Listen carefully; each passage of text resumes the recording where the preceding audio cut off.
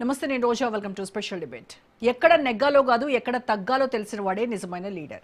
ఫ్యూచర్ను దృష్టిలో పెట్టుకుని అగ్రరాజ్య అధినేత సంచలన నిర్ణయం తీసుకున్నారు. ఎట్టకేలకు న్యూక్లియర్ డీల్పై డొనాల్డ్ ట్రంప్ వెనక్కి తగ్గారు. ఇరాన్ను యుద్ధం కంటే శాంతి చర్చలతోనే దారిలోకి తెచ్చేందుకు ఆయన ప్రయత్నిస్తున్నారు. ఓవైపు తరిగిపోతున్న ఆయుధ నిల్వలు, మరోవైపు మధ్యంతర ఎన్నికలు, ఇంకోవైపు టెహ్రాన్తో సుదీర్ఘ చర్చలతో కొద్ది రోజులుగా అమెరికా సతమతమవుతోంది. లాభం కంటే నష్టమే ఎక్కువ ఉండటంతో యుద్ధం నుంచి బయటపడేందుకు అగ్రరాజ్యం మార్గాలు వెతుకుతోంది. ఇంతకీ ట్రంప్ ఆడుతున్న చెస్ గేమ్లో ఇరాన్ చివరకు ఏ ఎత్తు వేస్తోంది? లేదంటే టెహ్రాన్ వ్యూహం మళ్లీ యుద్ధం అంచులకు తీసుకువెళ్తుందా? తగ్గిందెవరు, నెగ్గిందెవరు? దీనిపైనే ఇవాళ స్పెషల్ డిబేట్. న్యూక్లియర్ డీల్ను పక్కన పెట్టేందుకు అమెరికా సిద్ధమైనట్లు సమాచారం. అణు అంశాలు లేకుండానే టెహ్రాన్తో ఒప్పందం చేసుకోవాలని ఆ దేశ అధ్యక్షుడు ట్రంప్ భావిస్తున్నట్టుగా తెలుస్తోంది.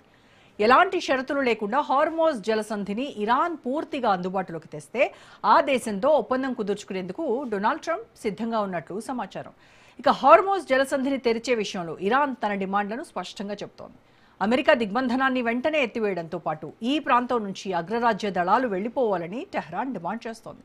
యుద్ధాన్ని శాశ్వతంగా ముగించే వరకు హార్మోజ్ను తెరవబోము అని ఖరాఖండిగా చెప్పింది.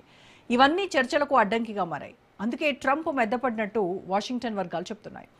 ఇక మరోవైపు హార్మోజ్లో ఉద్రిక్తతలు తగ్గటం లేదు. ఒమన్తో అమెరికా చర్చలు జరుపుతున్న వేళ చమురు ట్యాంకర్పై క్షిపణులతో టెహ్రాన్ దాడులు చేసింది. అలాగే దక్షిణ ఇరాన్ గగనతలంలో చక్కర్లు కొడుతున్న అగ్రరాజ్య MQ-9 డ్రోన్ను IRGC దళాలు కూల్చేసినట్టుగా వార్తలు వస్తున్నాయి. ఇక సౌదీ అరేబియా, హౌతీల మధ్య ఘర్షణలు కొనసాగుతూనే ఉన్నాయి. అరామ్కోకు చెందిన జాజన్ రిఫైనరీ పైన హౌతీలు క్షిపణులు, డ్రోన్లతో విరుచుకుపడ్డారు. తాజాగా పాకిస్తాన్, తుర్కీ, సౌదీ అరేబియా మక్కా ఒప్పందం కుదుర్చుకున్నాయి. ఏ ఒక్క దేశంపై దాడి జరిగినా దాన్ని మిగిలిన 2 దేశాలపైన దాడిగా పరిగణించి కలిసికట్టుగా ఎదురు తిరుగుతారు. డీల్ కుదుర్చుకున్న కొన్ని రోజుల్లోనే హౌతీలు సౌదీపై దాడులు చేయడం ఉత్కంఠ రేపుతోంది.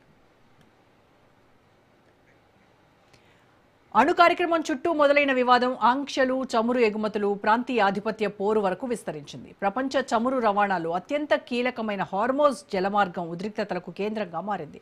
ఇరాన్పై కఠిన చర్యలు తప్పవని హెచ్చరించిన ట్రంప్ మెత్తబడ్డం వెనుక వ్యూహాత్మక కారణాలు ఉన్నాయని విశ్లేషకులు భావిస్తున్నారు. యుద్ధం వల్ల అమెరికాపై పడే ఆర్థిక, రాజకీయ ప్రభావాలను అంచనా వేసుకుంటూనే ఒత్తిడి ద్వారా ఫలితం సాధించాలని ఆయన ప్రయత్నిస్తున్నట్టుగా తెలుస్తోంది. ట్రంప్ విదేశాంగ విధానంలో మార్పు కొత్తది కాదు. ప్రత్యర్థి దేశాలపై గరిష్ట ఒత్తిడి తీసుకురావడం, ఆ తర్వాత చర్చలకు మార్గం సుగమం చేయడంలో ఆయన దిట్ట. ఇరాన్ విషయంలోనూ ఇదే వ్యూహాన్ని అనుసరిస్తున్నట్టుగా కనిపిస్తోంది. ఇదే అంశానికి సంబంధించి పూర్తి విశ్లేషణ అందించడానికి మనతో జాయిన్ అవుతున్నారు senior journalist and senior analyst Pentapati Pullarao గారు. పుల్లారావు గారు, నమస్కారం సార్.